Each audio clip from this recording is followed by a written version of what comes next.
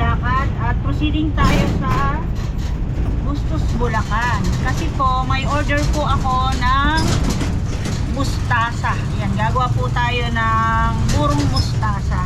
So, ito ay fresh from the farm. Kaya lang, dapat kahapon ko pa siya makukuha ng umaga. Ngayon daw po ngayong umaga, kaninang madaling araw. So hindi ko na po siya na-videohan. Nagsend naman po sa akin ng video ko cellphone po ni seller. Ngayon sabi ko hapon ko na lang pipick upin, pero kaninang umaga po yon inani. So ayan, papunta na po tayo ng Bustos. Dito na po tayo sa Barangay Tibag. Ayan yung Linmers, oh. Sikat na, ako ba kung 20 dekada na ba o hindi lang 20 dekada na nag-ooperate. Nakalimutan ko na rin, pero na-vlog ko po yan mga kapudi. Ano po siya, ayan, masarap po yung halo-halo dyan, pansit, at yung cake po nila, sila lang dati nagpapa-order nung araw pa, na bata pa ako. So ayan, liliko tayo sa kanan at papunta na tayo ng Tulay ng Bustos. So, ang meet up namin ay sa munisipyo. Sabi naman po niya, malapit lang naman yung bahay nila sa munisipyo ng Bustos.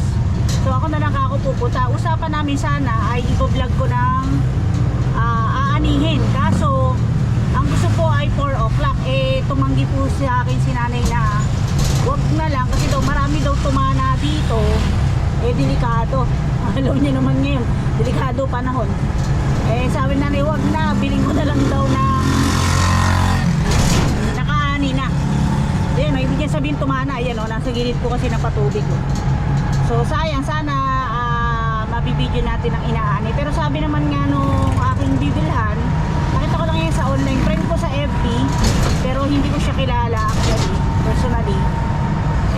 Nakita ko kasi na nakapost yung mustasa niya. At yung mustasa niya, yung bilog yung stem, hindi yung paano ba tawag doon? Imported. Mapait po kasi yung imported, dito lapad yung sanga niya. Yung sanga nito ay bilog. Ewan ko lang kung tama yung pagkakakita ko sa post o picture sa FB. So ito ay 6 kilos, 50 pesos per kilo. Sabi ni nanay, mura na daw yun.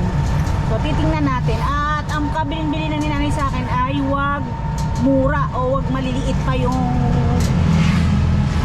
mustasa kasi sayang lang pagka ibuburo ko dahil parang matutunaw lang siya, unlike nung magulang na matibay-tibay na yung stem niya tsaka yung dahon niya. So ayan, titingnan natin, proceeding tayo.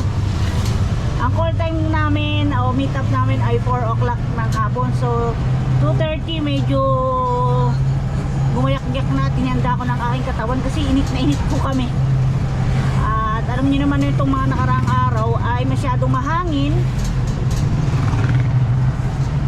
at malamig ng konti ang klima dito sa Pilipinas. Pero ayan, may araw na ubod naman ng init. Paano pa kaya pag summer na? Hindi na inaano ng katawan, sobrang init. At dapat kasama ko dito si doktora, kaya sabi nga niya ayaw na daw niya kasi daw mainit niya. Oo nga naman, lalo na dito sa right side ko, dito nakatapat yung sinag ng araw. So malapit na tayo. Yung tinutumbok natin dito diretso ay yung palengke ng Bustos dito sa right side, pero sa left side tayo sa may munisipyo. Doon na lang tayo makikipag-meet up. So pero malay naman natin, baka yung huling ani makapag-video na tayo doon kung suswertehin tayo. Ayan, maraming salamat po sa inyong lahat sa patuloy na pagsuporta sa aking video at mga vlog. Ayan, thank you nga po pala. Ayan, naputol po yung ating video. Ayan, gusto ko magpasalamat kay Sir. Ayan, thank you po kay Sir Robert Cruz. Ayan, nagbigay po siya sa amin ng pang Noche Buena nung last Christmas. Ngayon ko lang ako nagkaroon ng pagkakataon magpasalamat, pero nagpasalamat na po ako sa kanya personally sa Messenger.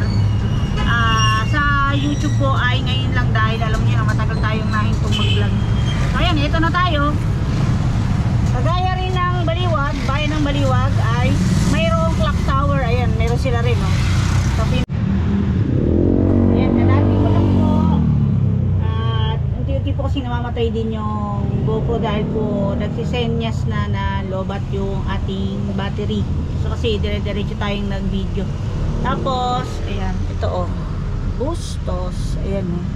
Bahay pamahalaan, bayan ng Bustos. At ayan oh, maraming tao dito sa kanilang parang park. Siguro may mga naglalaro or practice. Ayan, kasi maraming puno at mahangin dito. Ayan oh, naramdaman ko na yung hangin. Malamig. Iba po talaga pag may puno. So ayan, sinachat ko na yung aking ka-meet up. So sana dumating na. Ayan. Update ko na lang po kayo mamaya mga kabuti. Medyo madilim yung ating background, no? Against the light. At bukod po pala mga kabuti sa mustasa na ating pipikapin ay ito, meron ako di-deliver na antala.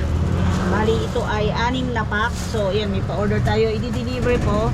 So, hindi ko sure kung maibibideo ko kasi meron po kasing mga ayaw magpa-video, nahihiya. So ayun, igagalang po natin yung kanilang mga privacy. So sana sumagot na yung aking in-orderan ng ayun, sumagot na, naligo lang daw po yung aking in-orderan ng mustasa. Okay. At tayo makaka-uwi agad. Uwi na ako.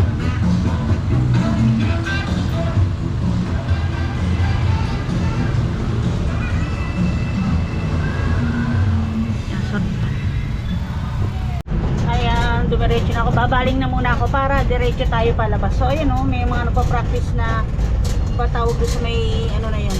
Hindi naman, taekwondo po ba yun? Mga sumisipa na gano'n. Ayan.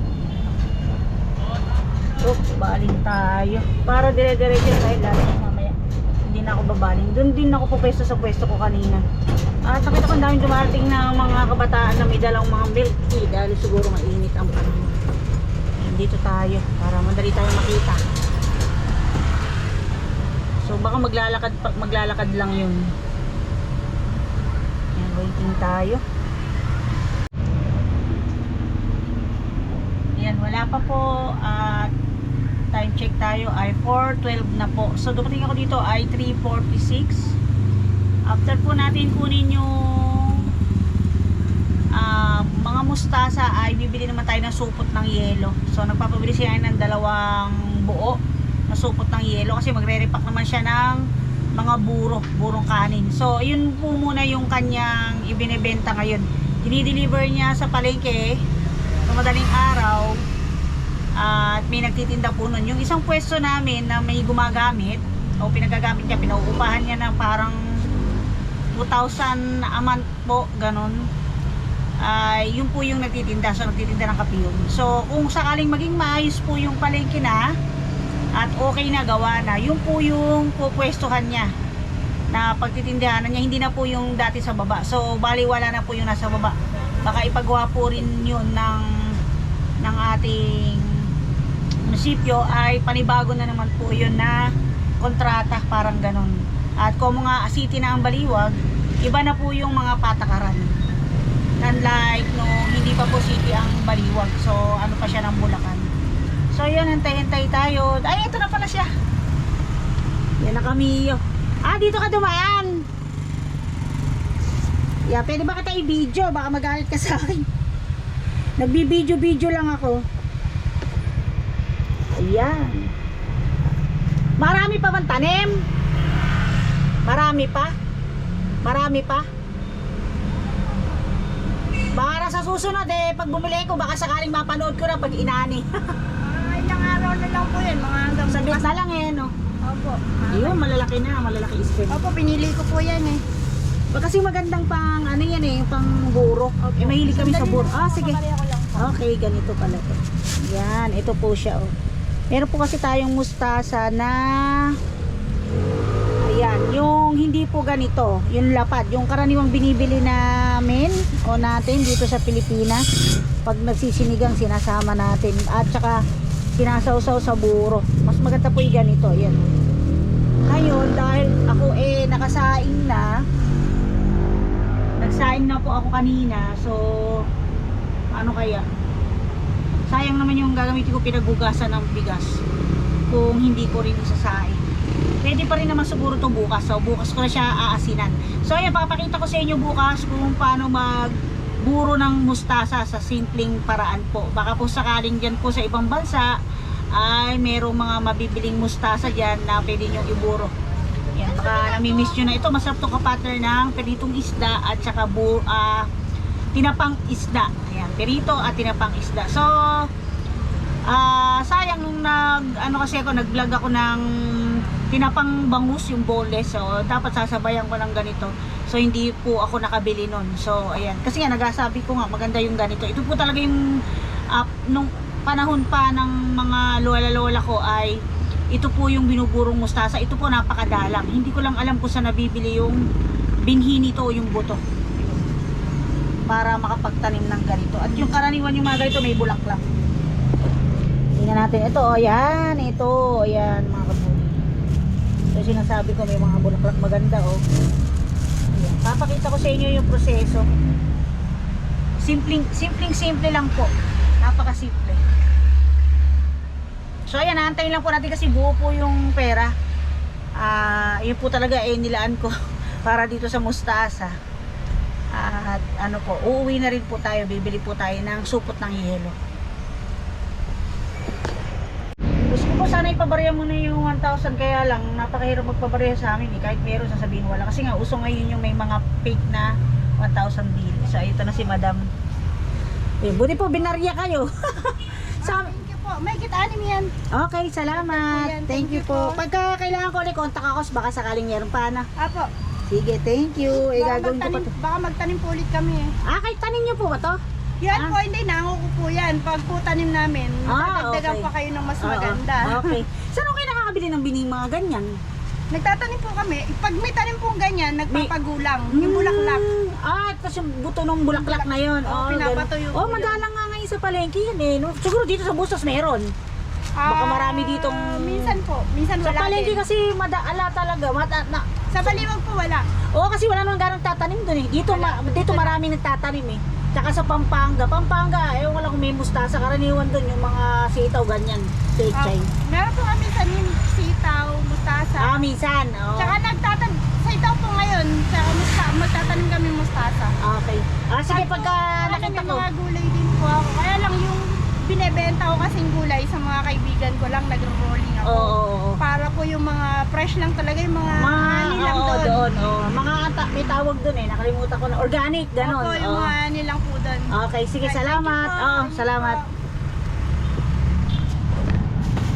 Pagka uli kailangan ko, magme-message ako. Yan, uuwi na ako. Sabi nga na nanay ko, layo naman nung nakita ko lang ako sa FB eh. Yung kakong masarap na pamburo. Bibili kasi kami sa balengke ng buro na, yung yung ibang mustasa, yung mapait, mas mapait dito. Sige, salamat. Ayan, nakasawa si Ate sa vlog. Ingat. Thank you. Ayan, pauwi na po tayo.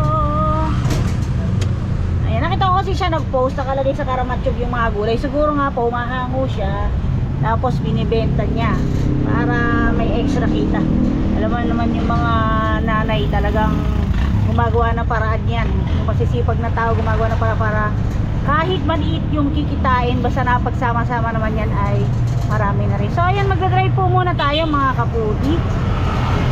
At ayan, sakto naman pag pauwi na, kahit natirik yung araw, hindi na po kasi tindi kanina. Niisip ko po kasi kung 4 o'clock naman ako alis sa bahay, darating ako dito siguro mga 4:20. Depende pa pag traffic. Ang usapan po kasi 4 o'clock, kaya supposed to be dapat saktong 4 or before 4 nandun na ako sa meetup. Unless ano po talaga super heavy ang traffic, lalo na kung may pasok. Buti po ngayon natapat na Sunday. Ayan. Yan, uwian na po tayo mga kapudi. Yan, ang dami nito. Pero pag ito nalagyan ko ng asin, pag nalanta na sa asin to, konti na lang din to. Kasi po kaya gusto ko nito, si doktora kumakain po nito. Si Mark Dennis, hindi ko sure. Pero baka. Yung si Doktora, si Nanay, ako, si Mister, favorite po yan. Tsaka, hindi ko nga alam kung ba't nagustuhan ni Doktora na ano, medyo may konting pait pa yan. Pero gusto niya. Kasi lalo na yung burong-buro nito, maasim ng konti. Masarap siya pagka ikinisa, tsaka lalagyan ng kamatis at itlog. So, kumakain po siya. Eh, sabi ko nga sa kanya, very good siya dahil, sabi ko kay Doktora, very good siya dahil meron mang gulay na hindi siya kinakain, at least tong mustasa, hindi ko ini-expect na kakainin niya yung burong mustasa. Importante ka ako na kumain sila ng gulay dahil ito po yung nagsisilbing walis sa mga bituka natin para mawala yung mga toxic tsaka toxin. Yan. So may mga kinakain din naman pong gulay si Doktora gaya ng repolyo, yung lettuce, saka samyup. Kumbaga pili din naman po. Dati nung maliit siya, kumakain siya ng okra, may hindi na. Yung mga gulay siya na kahit pa paano kinakain. Yun, toge, peritong toge, ganun. So ayan, pauwi na po tayo mga kapudi. Ayan, thank you for watching po. Ingat po tayong lahat at God bless. At marami po kasing minsan nang uuhuli.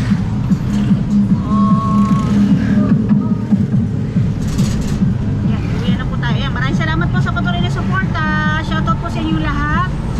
At ayan, alam ko mayroong mga nagtatampo na akala nila sinasadya. Sa totoo lang po, kami po mga nagbablog or ako.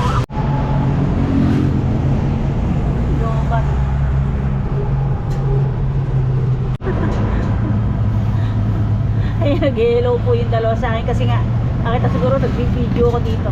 So ayan mga kabuti, pauwi na po ako at maraming salamat po.